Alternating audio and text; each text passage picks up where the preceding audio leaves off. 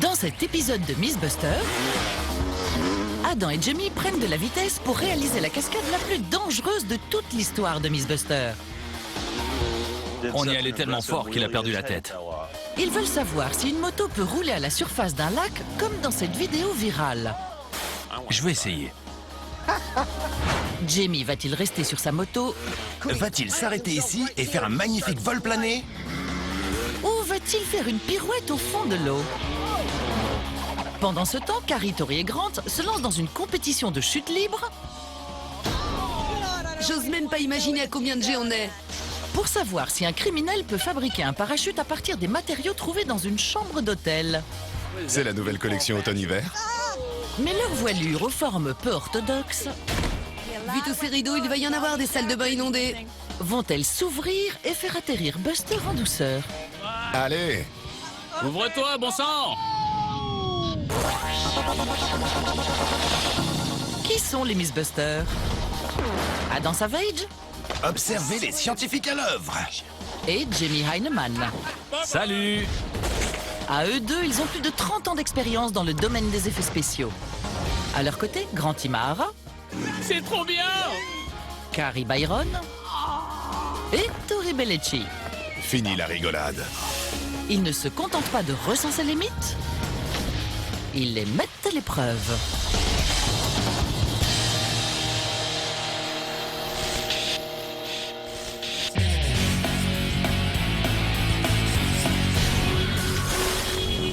Tu te souviens quand Carrie, Grant et Tori ont essayé de faire sauter une voiture au-dessus d'un lac? Oui.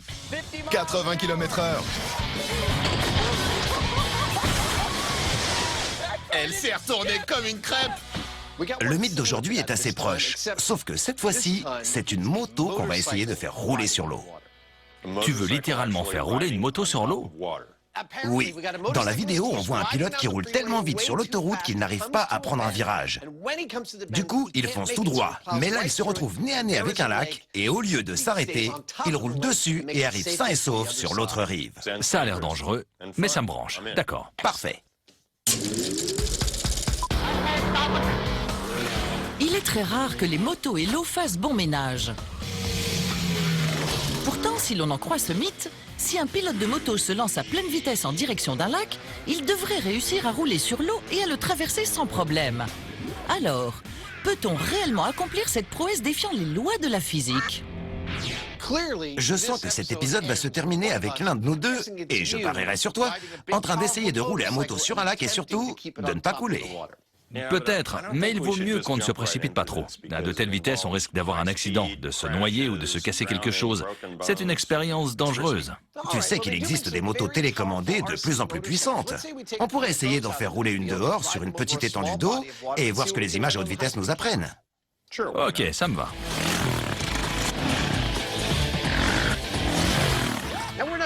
Vu qu'on préfère ne pas tout de suite se lancer dans des tests à taille réelle, on a décidé de se rendre sur ce circuit de motocross, situé à seulement quelques kilomètres de notre atelier, pour effectuer des premiers tests avec ces engins miniatures. Ces petites motos télécommandées sont équipées d'un gyroscope situé ici, au niveau de leur roue arrière. C'est ce qui leur permet d'avancer tout en restant stables. Elles peuvent rouler jusqu'à 30 km/h. Mais j'ignore si ce sera suffisant pour rouler sur l'eau. On va voir ça tout de suite. Ce petit tournoi amical va permettre de déterminer qui est le meilleur pilote de moto télécommandé. Le Miss Buster qui l'emportera dirigera notre mini-pilote sur l'étendue d'eau. Même s'ils ont tous les deux du mal à faire rouler leur moto, c'est Jamie qui finit par l'emporter. Enfin, seulement d'une tête. J'ai perdu la tête, j'arrive plus à conduire correctement. Pendant que Jamie peste contre sa moto, Comment je peux conduire sans tête? Adam laisse son enthousiasme le submerger. Vu la taille de nos motos, il nous fallait un lac à leur échelle. C'est pour ça qu'on a créé cette piste d'eau. On a même aplani l'entrée de la piste. Ce lac ne fait que quelques centimètres de profondeur, mais grâce à notre caméra haute vitesse, on devrait pouvoir déterminer les principaux facteurs qui permettent à une moto de rouler sur l'eau. Maintenant que le lac est prêt, il est temps de lancer la moto. C'est parti! Vas-y. Mais va-t-elle réussir à rouler à la surface? Il a raté son départ. C'est pas évident, mais Jamie a des années de pratique. Qu'il pleuve ou qu'il vente, il peut faire rouler n'importe quel véhicule télécommandé. Laissez-lui juste le temps. C'est rien. Ça semble mal parti. C'est ça, allez, mince! Malgré des débuts difficiles, Jamie ne compte pas abandonner.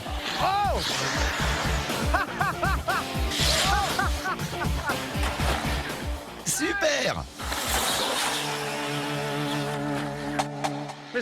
Jamie fait pas semblant. Non seulement il fait rouler une moto sur l'eau, mais en plus, sur une seule roue. S'il veut reproduire ce mythe fidèlement, Jamie doit faire rouler la moto sur 2 roues et non sur une seule. Heureusement, il corrige très vite le tir. Ça y est, parfait! Jamie arrive enfin à rester sur 2 roues.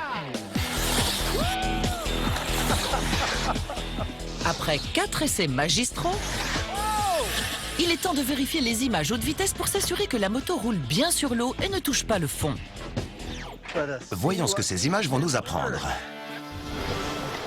Et j'ai l'impression que la moto roule à la surface de l'eau au début, probablement grâce à l'élan qu'elle a pris. Par contre, la roue arrière est plus basse. Elle s'enfonce de plus en plus. En milieu de piste, on voit bien que les roues sont toutes les deux dans l'eau. Oui, elles ne sont plus du tout à la surface. On dirait même qu'elles sont tellement dans l'eau que la moto roule sur le fond. Ce n'est pas le résultat qu'ils espéraient.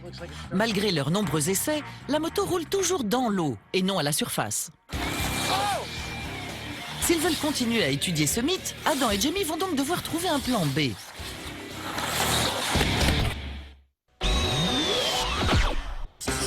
Tout de suite, Carrie, Tori et Grant font un petit tour en parachute. Je sais que le mythe dont je vais vous parler a l'air tout droit sorti d'un film d'action, mais apparemment, c'est vraiment arrivé. On t'écoute? Un criminel cerné par la police se réfugie dans une chambre d'hôtel au 20e étage. Après des heures de négociation, les policiers finissent par défoncer sa porte. À votre avis, qu'est-ce qu'ils trouvent dans sa chambre? De l'argent, des bijoux. Oui, mais surtout un parachute qu'il a fabriqué lui-même. Je connais cette histoire. Il est resté coincé 3 heures dans sa chambre d'hôtel et a fabriqué un parachute avec des draps et un rideau de douche. Mais la police a défoncé la porte avant qu'il ait le temps de sauter. Donc on ne sait pas si son parachute aurait marché. Exactement. Peut-on fabriquer un parachute à partir de matériaux trouvés dans une chambre d'hôtel? Cool. Et oui, cet audacieux plan d'évasion sort tout droit de l'esprit d'un criminel. Apparemment, il pensait s'enfuir à l'aide d'un parachute bricolé dans sa chambre d'hôtel. Mais son dispositif aurait-il pu défier les lois de la gravité? Un parachute de fortune peut-il réellement voler et vous permettre d'atterrir en douceur? Et si on rassemblait tous les matériaux qu'on peut trouver dans une chambre d'hôtel, rideaux, draps, rideaux de douche, câbles électriques, et qu'on se donnait 3 heures pour fabriquer un parachute? Super.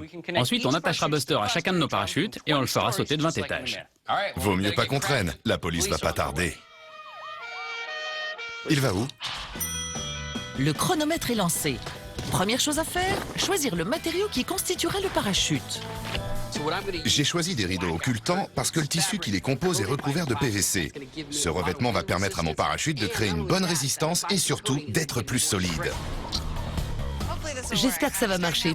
J'ai choisi ces rideaux de douche parce que c'est le matériau le plus léger et imperméable que j'ai pu trouver. Je vais tous les rassembler et en faire la base de mon parachute. Je pense que c'est ce matériau qui créera le plus de résistance. Je suis en train de fabriquer un cadre à l'aide de ces tringles à rideaux. Ensuite, je le recouvrirai avec cette housse de couette.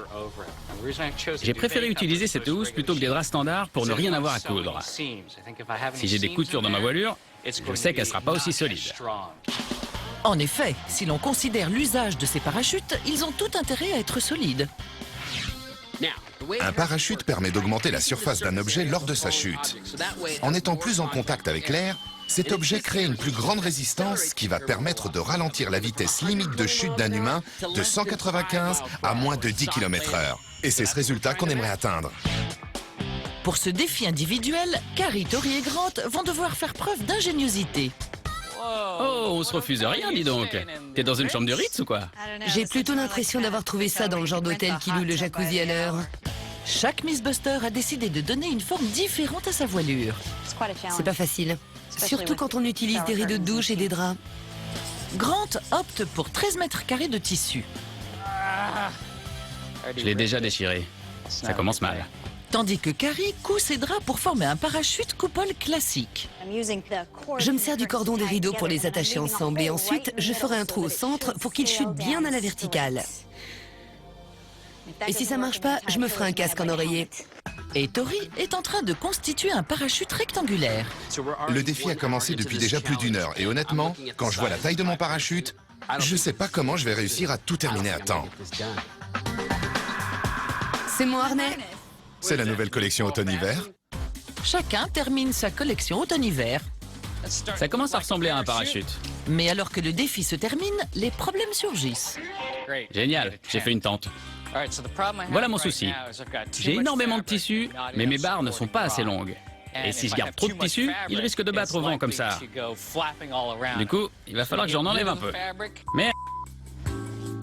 Et pour ça, il faut que j'en découpe et que je couse. Je déteste coudre. Mais... Je commence à stresser. J'ai peur de ne pas réussir à tout finir. J'y arriverai jamais, 3 heures, c'est pas assez long. Nos Mythbusters n'ont plus que 5 minutes devant eux et accélèrent pour tout terminer à temps. J'ai arraché tous les câbles électriques que j'ai pu trouver dans ma chambre d'hôtel. J'ai vu MacGyver faire ça. Je vais m'en servir pour faire les suspentes de mon parachute. Je suis sûr de mon coup, ça va marcher. Après quelques dernières modifications, Si ça s'en mêle alors que je travaille bien à plat, je me demande ce que ça va donner dans les airs. Vite, vite, il me reste plus que 60 secondes. fini de découper, scotcher, coudre et s'arracher les cheveux. Et c'est fini. Fini. Fini. 3 heures, 3 Mythbusters et 3 chambres d'hôtel remplies de matériaux plus tard, nos 3 parachutes sont prêts pour le grand saut. Je sais qu'il a l'air un peu fragile, mais il a besoin de ne servir qu'une seule fois après tout. Je sais pas si ça sauvera la vie de Buster, mais si je devais sauter d'un immeuble, à choisir, je préférais utiliser ce parachute plutôt que de sauter sans rien. Bien joué, Carrie. Ton parachute a l'air très réussi. Et surtout, il ressemble à un vrai. C'est mon interprétation d'un parachute. J'espère qu'il vaudra aussi bien qu'un vrai. Vous êtes prêts? C'est parti. Go.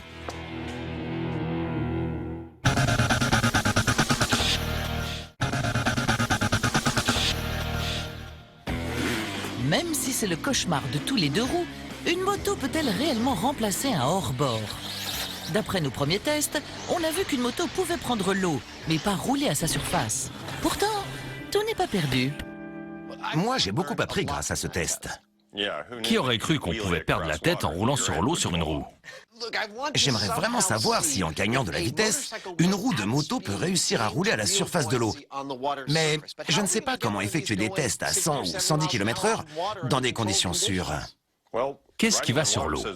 Un bateau. Pourquoi on ne fixerait pas une roue le long d'un bateau? Il y a des bateaux qui vont à 100 ou 110 km/h. Bien évidemment. Et oui, grâce à une vitesse maximale de plus de 140 km/h, les hors-bords sont capables de traverser un lac en un éclair. Mais avant d'atteindre de telles vitesses, nos Mythbusters doivent vite trouver un moyen d'installer leur roue dans l'eau. Qu'est-ce que c'est? J'ai simplifié. Voilà notre bateau et voilà notre roue de moto, à l'échelle du bateau. Au départ, elle sera un peu penchée, comme ça. Mais dès qu'on prendra de la vitesse, elle devrait se mettre à flotter et remonter peu à peu. Ensuite, il va falloir qu'on détermine combien de poids elle peut supporter. Et pour ça, on pourra ajouter des disques de poids de différentes tailles juste ici. D'accord. Jusqu'à ce qu'on trouve le poids idéal. Parfait. À mon avis, on peut pas faire plus simple. Ce mécanisme est plus compliqué qu'il en a l'air. Pourtant, Adam progresse à toute allure. Et avant même qu'on ait eu le temps de dire ouf, son dispositif en acier est prêt à être installé. Mon dispositif est terminé et je n'ai pratiquement rien changé par rapport à ma maquette de départ. J'ai fixé une roue de moto sur un essieu pour qu'elle puisse parfaitement tourner. On va l'installer sur le hors-bord qui avancera dans cette direction. Dans cette configuration standard, la roue pèse 10 kg. Mais je peux ajouter des disques pour reproduire le poids de la moto et de son pilote. Si notre mythe se confirme, normalement notre roue devrait remonter à la surface et rouler sur l'eau quand le hors-bord ira à pleine vitesse. Ça, c'est la théorie. Mais il est temps de mettre ce mythe à l'épreuve sur un véritable lac. Le grand air, le soleil, c'est rien de mieux que de faire du bateau.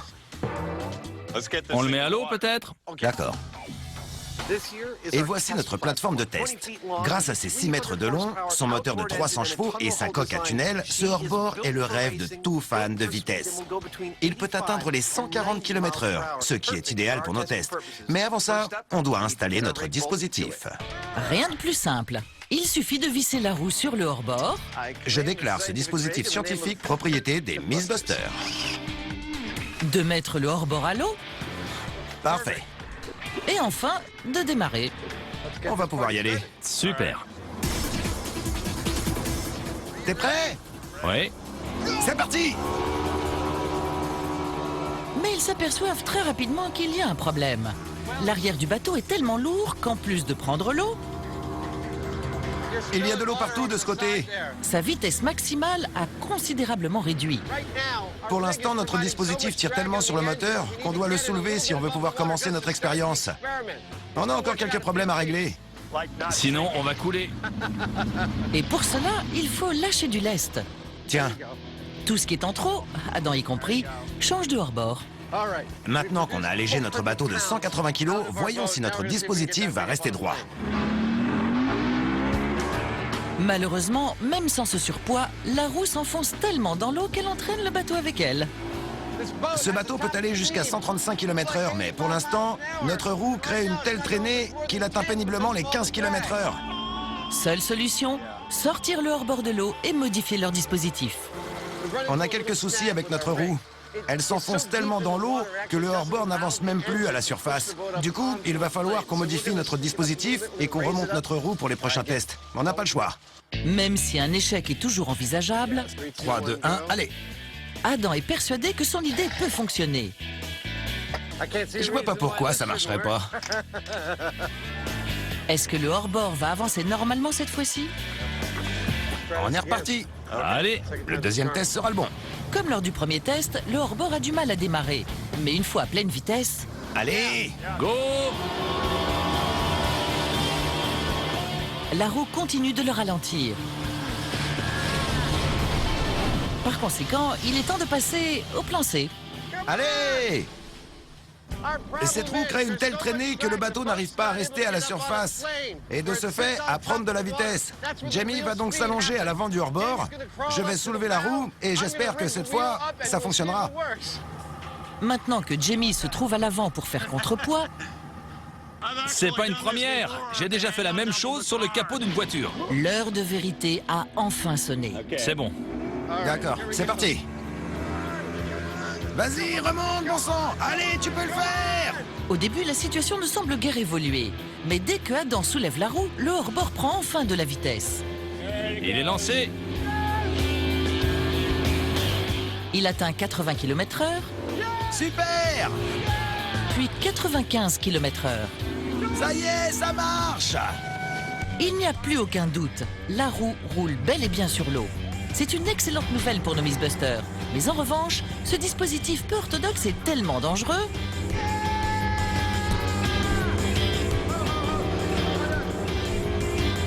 Je suis pas rassuré! qu'ils décident d'arrêter l'expérience tant qu'ils le peuvent encore.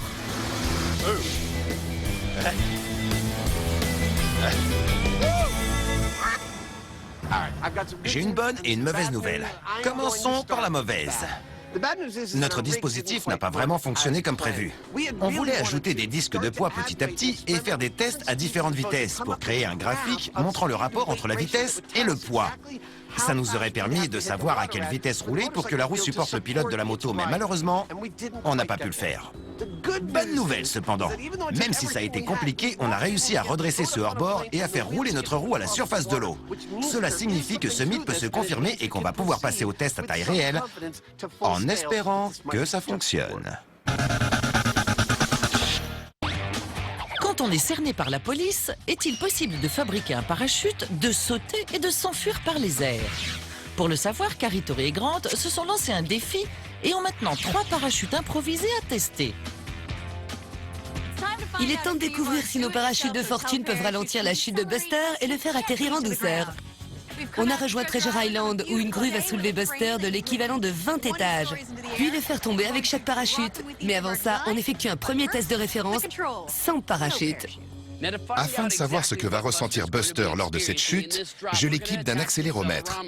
Pour survivre, Buster va devoir subir une force inférieure à 100 G. Et pour qu'il s'en sorte complètement indemne, il faudra qu'elle soit inférieure à 10 G. N'aie pas l'air si triste. Comme d'habitude, Buster va devoir jouer le rôle qui lui va le mieux, celui de cobaye et sauter de 60 mètres de haut. Au revoir Buster. Et c'est parti. 3, 2, 1.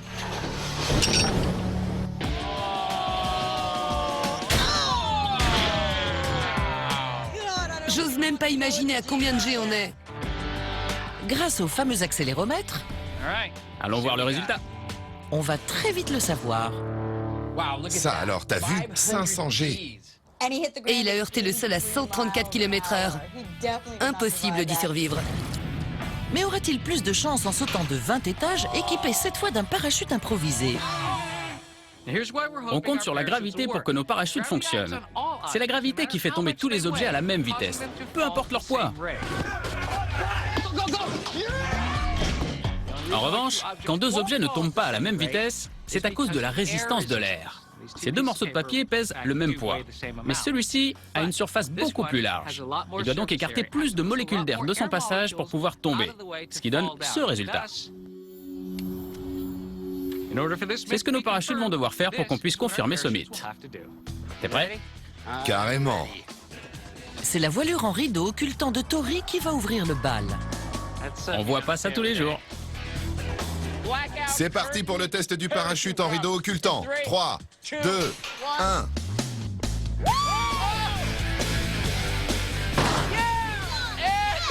Pas mal! Contre toute attente, le parachute de Tori s'est déployé et a ralenti la chute de Buster.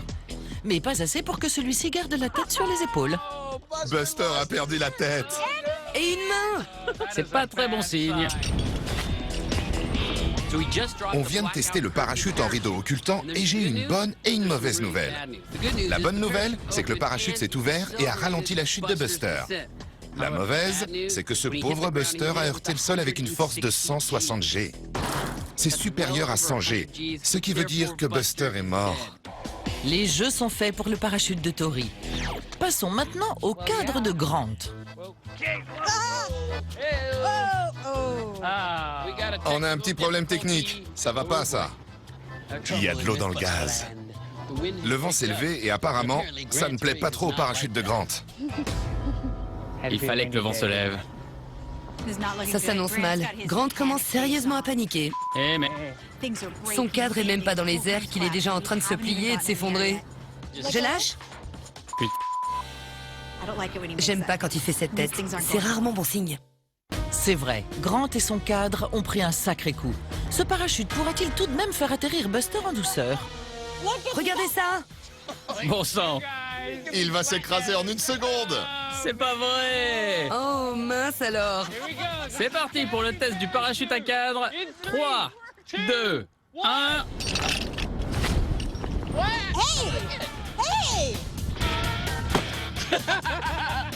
Ça a drôlement bien marché.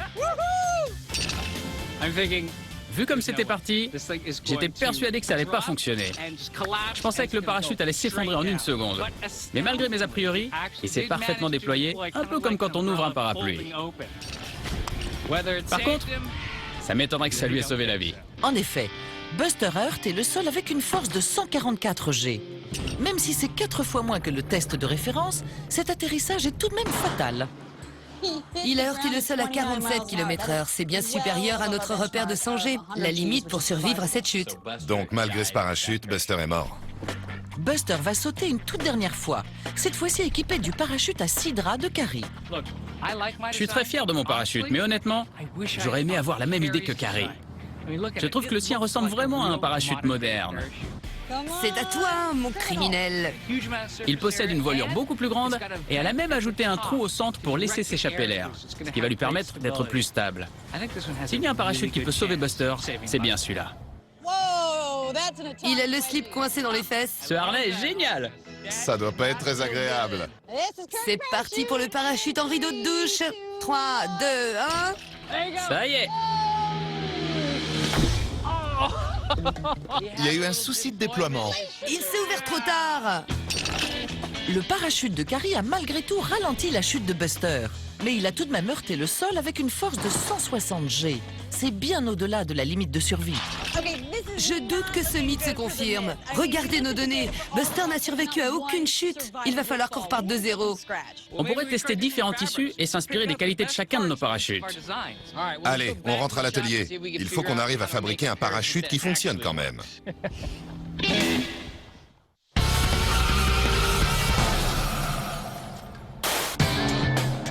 Si l'on en croit Internet, ce mythe est bien réel. Les Miss Buster, eux, n'en sont pas encore certains. Une moto peut-elle donc réellement rouler à la surface d'un lac?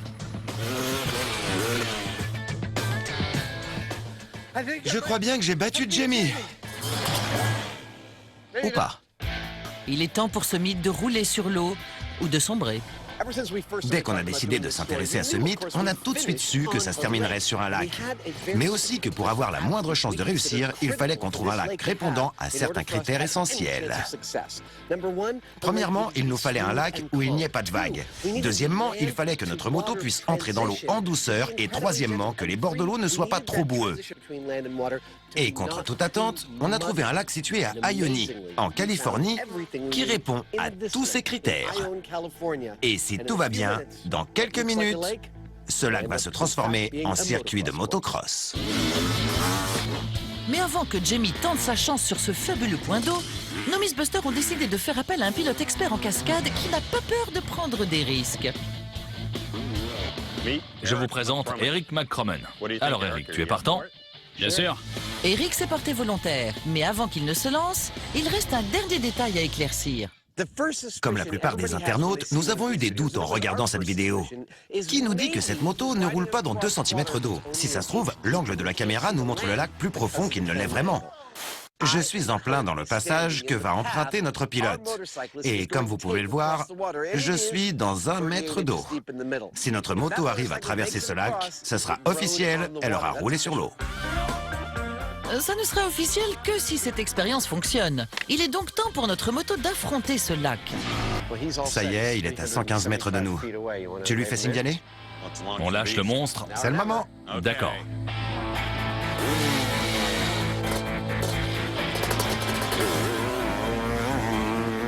Il approche.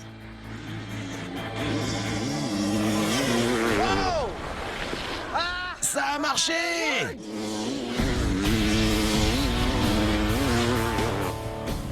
Il a vraiment roulé sur l'eau. C'était génial! Il a ouvert le lac en 2, comme la mer Rouge. C'était fantastique! Fantastique, en effet. Ce lac fait plus de 90 cm de profondeur et alors qu'il aurait dû couler, Eric a parcouru 15 mètres à 95 km/h. Mais Adam et Jamie en veulent toujours plus. Tu pourrais parcourir une plus longue distance? Je pense. Génial! Pour l'instant, tout se passe à merveille. Eric a réussi à rouler sur 15 mètres d'eau. Et je ne parle pas d'une eau dont on voit le fond, mais d'une eau de 90 cm de profondeur. Et il a réussi à rouler dessus à moto. Mais on aimerait qu'il fasse encore mieux. Du coup, il va essayer de parcourir 30 mètres et on va voir jusqu'où il va réussir à aller. Ils ont décidé de doubler les risques. Mais cette fois-ci, Eric arrivera-t-il à atteindre l'autre rive? 30 mètres, j'ai hâte de voir ça. Fini de parler. Au boulot. C'est parti! La pression monte. Eric fait vrombir sa moto. Atteint 95 km/h. Et... Trop bien! laisse le lac très loin dans son sillage. Il a encore roulé sur l'eau. Complètement! J'ai même vu sa roue faire clapoter l'eau. C'était magnifique! Quand on a observé la moto passer, on a bien vu qu'elle roulait sur l'eau. On voyait la roue rebondir sur la surface, comme quand on a fait nos tests sur le hors-bord. Et si la roue a rebondi ainsi, c'est bel et bien parce qu'elle était sur l'eau, pas dedans. Donc notre moto a encore une fois roulé sur l'eau. Et cela signifie surtout que ce mythe est bel et bien confirmé. Pourtant, l'expérience n'est pas encore terminée. On a réussi à prouver qu'une moto peut parfaitement rouler sur l'eau. Oui, mais il me reste tout de même une question. Laquelle? Est-ce que c'est l'élan qu'elle a pris en début de course qui a permis à cette moto de parcourir une telle distance, suivant le même principe que les ricochets? Ou est-ce qu'une moto aussi puissante serait capable de faire aussi bien qu'un bateau et de traverser le lac de bout en bout en continuant à rouler sur l'eau? C'est une excellente question. Je vais essayer. D'accord.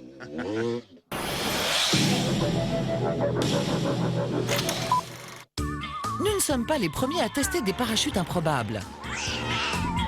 Mais peut-on en fabriquer un capable de voler depuis une chambre d'hôtel? Après une compétition de chute libre, rien n'est sûr. Buster n'a survécu à aucune de ces chutes. Nos Miss Buster veulent savoir si on peut trouver dans une chambre d'hôtel de quoi se poser en douceur. Vu que nos parachutes n'ont pas fonctionné comme on l'espérait, on va effectuer quelques essais à plus petite échelle à l'atelier et tester tous les matériaux qu'on peut trouver dans une chambre d'hôtel. Je vais fabriquer des mini-parachutes et les placer au-dessus d'un énorme ventilateur industriel qu'on va allumer pour voir lequel fonctionnera le mieux. On va se servir d'un vrai matériau de parachute comme point de référence. Ce qu'on cherche avant tout, c'est un matériau qui reproduise la traînée et le poids d'un parachute. Et qu'on peut trouver dans une chambre d'hôtel, bien entendu. Cette fois-ci, on ne va pas faire tomber nos parachutes, mais c'est ce ventilateur qui va leur souffler de l'air dessus pour mieux reproduire le saut d'un parachutiste. Ça va nous permettre de savoir quel matériau possède la meilleure résistance et constituera le parachute le plus performant. En effet, il faut trouver le matériau possédant la meilleure résistance ou traînée. Après avoir installé un dynamomètre de traction, ils allument le ventilateur pour le test de référence, avec un vrai parachute. Parfait, il a l'air bien stable. 812 grammes pour notre test de référence. C'est le chiffre à atteindre. Ils doivent faire mieux que 812 grammes et commencent donc par tester le parachute en rideau de douche. On est à 844 grammes. Il crée une meilleure résistance que le parachute standard. Puis c'est au tour de celui en rideau occultant. 907.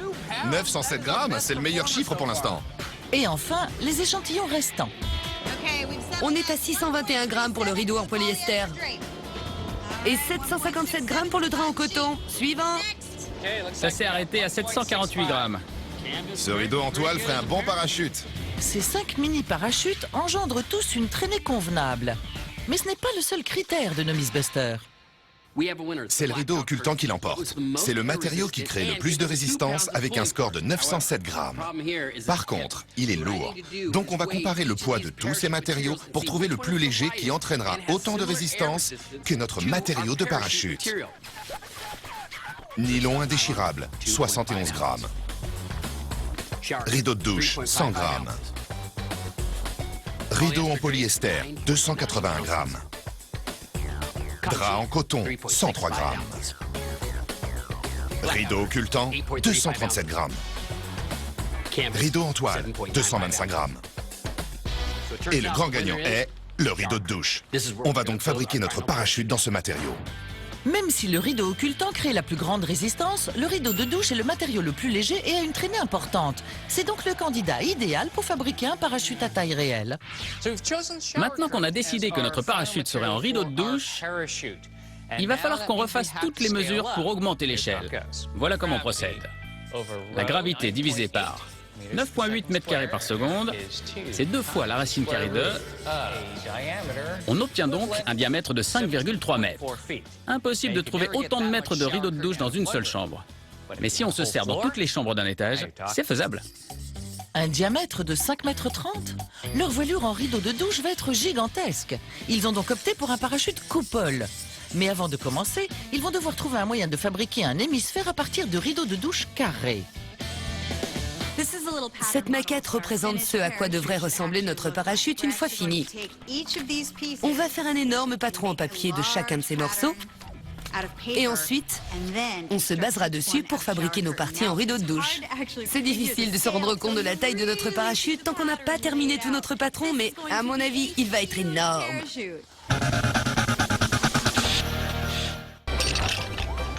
Pour l'instant, cette petite expérience en parachute est plutôt synonyme de grand plongeon que de saut en douceur pour Buster.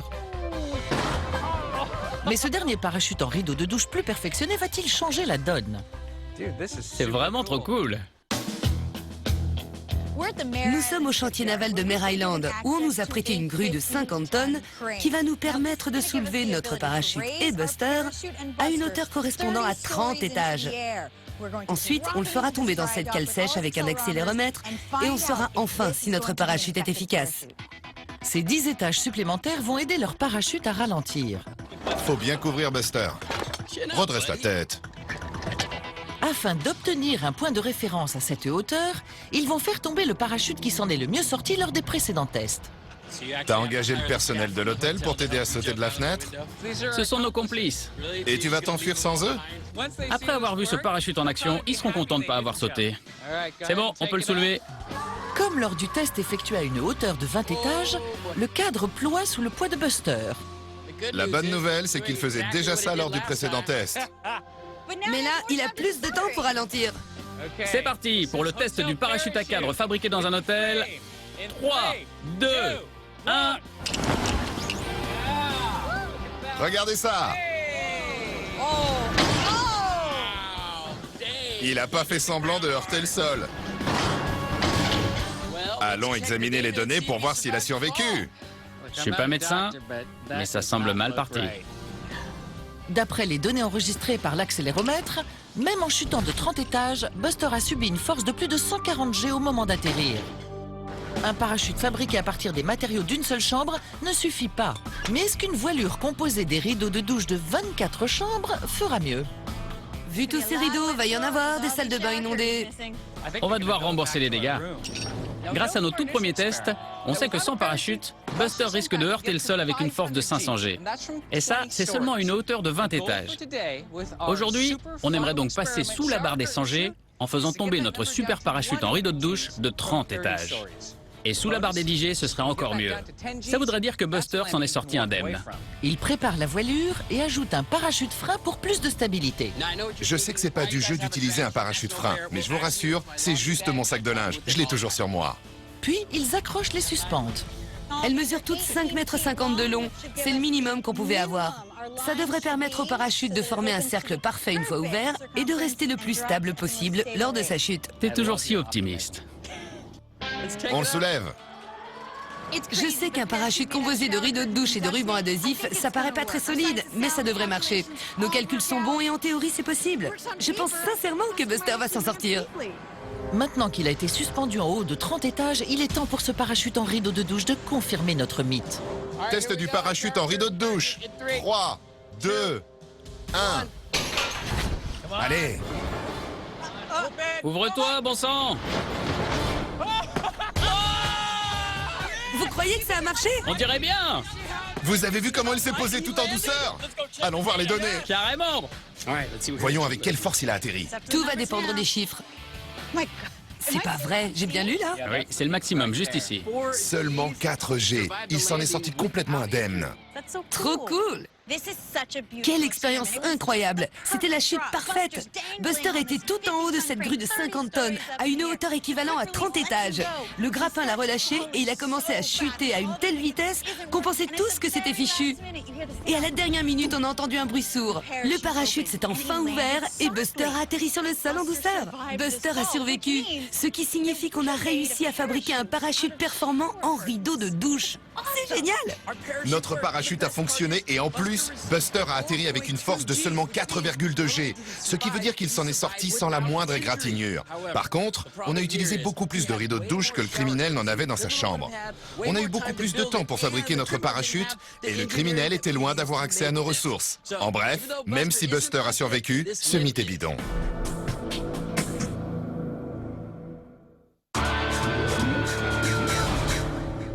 Pendant tout cet épisode, nous avons essayé de confirmer le mythe selon lequel une moto pouvait parfaitement faire office de bateau.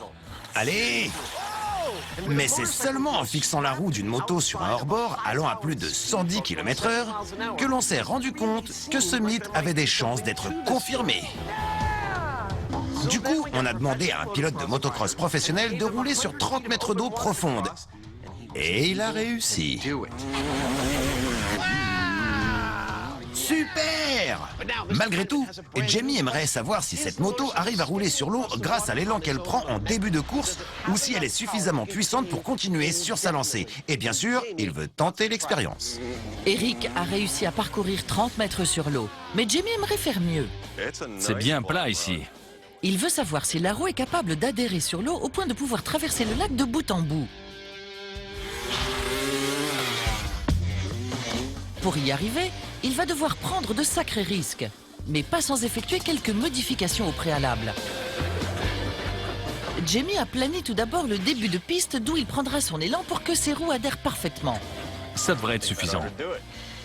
Il doit ensuite équiper sa moto d'un dispositif de flottaison pour ne pas couler en cas d'échec. Vu ce dispositif de flottaison, je ne devrais avoir aucun mal à rouler sur l'eau. Enfin, j'espère. Et enfin, une équipe de sauveteurs est prête à intervenir en cas de problème. C'est ici que tout va se jouer. Mais que va-t-il exactement se passer à cet endroit où l'eau prend le pas sur la terre? Normalement, quand Jamie arrivera ici, il devrait rouler entre 90 et 120 km/h. Va-t-il réussir à traverser ce lac de 1200 mètres de bout en bout et à atteindre l'autre rive au guidon de sa moto? Ou va-t-il s'arrêter juste ici, faire un magnifique vol plané et devenir la vedette d'un documentaire dont le sujet sera tout ce qu'il ne faut absolument pas faire pendant une expérience? C'est l'une des expériences les plus dangereuses de toute l'histoire de Mythbusters. Le voilà.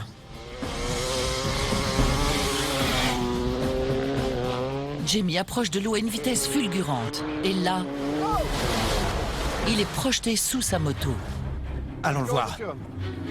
Adam et l'équipe médicale se précipitent. Il n'a rien. Il faut plus qu'un plongeon à 110 km/h pour blesser notre Jamie. Tu vas bien? Tout roule. Je suis entier. J'ai l'impression que j'ai fait une magnifique pirouette sous l'eau. Tu as vu? J'ai rien de cassé, c'est l'essentiel. Tant mieux. Bonne nouvelle, Jamie est en pleine forme. En revanche, il n'a parcouru que 25 mètres sur l'eau, soit 5 mètres de moins qu'Eric. Mais que s'est-il exactement passé? En fait, quand une moto n'est pas cassée, ça ne sert à rien de la réparer. On a ajouté cette mousse pour pouvoir repêcher la moto sans la noyer si jamais je coulais. Mais malheureusement, en faisant ça, l'eau projetée a soulevé la roue arrière. Et par conséquent, mis d'autant plus de poids sur la roue avant. Et c'est pour ça que j'ai coulé et que j'ai fait une magnifique pirouette dans l'eau. Du coup, je vais recommencer l'expérience sur la moto d'origine. On en a justement une seconde ici. Espérons que ça se passera mieux cette fois. Et non, vous ne rêvez pas.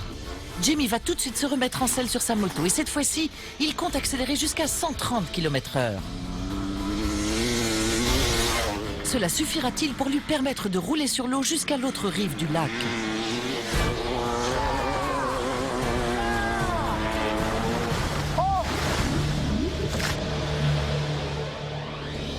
Il va bien. Parfait. C'était fantastique. J'ai eu l'impression que ça durait des heures, que la moto n'allait jamais s'arrêter. Il a facilement roulé sur 90 mètres au moins. C'était impressionnant. Trop facile! Comment tu te sens? Je suis soulagé d'être encore en vie après ça. Contre toute attente, après avoir mis la poignée dans le coin en entrant dans l'eau, Jamie a parcouru plus de 90 mètres sur l'eau. Et même si ses roues n'ont pas suffisamment adhéré pour lui permettre de traverser le lac de bout en bout, ce mythe est bel et bien confirmé. Au cas où vous ne me croiriez pas, je suis debout en ce moment même sur ma moto, qui se trouve environ à 2,50 m de profondeur. Donc c'est officiel, j'ai bien roulé sur l'eau pendant environ 90 mètres.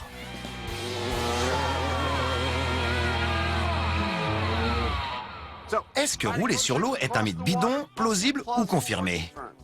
Confirmé. Je ne le recommanderais pas, mais c'est confirmé. Oui, mais seulement sur 90 mètres. J'espérais faire mieux. Moi, ça me va. Et à nous aussi. Qu'est-ce que vous diriez de terminer cet épisode en beauté avec un petit montage de moto sur l'eau?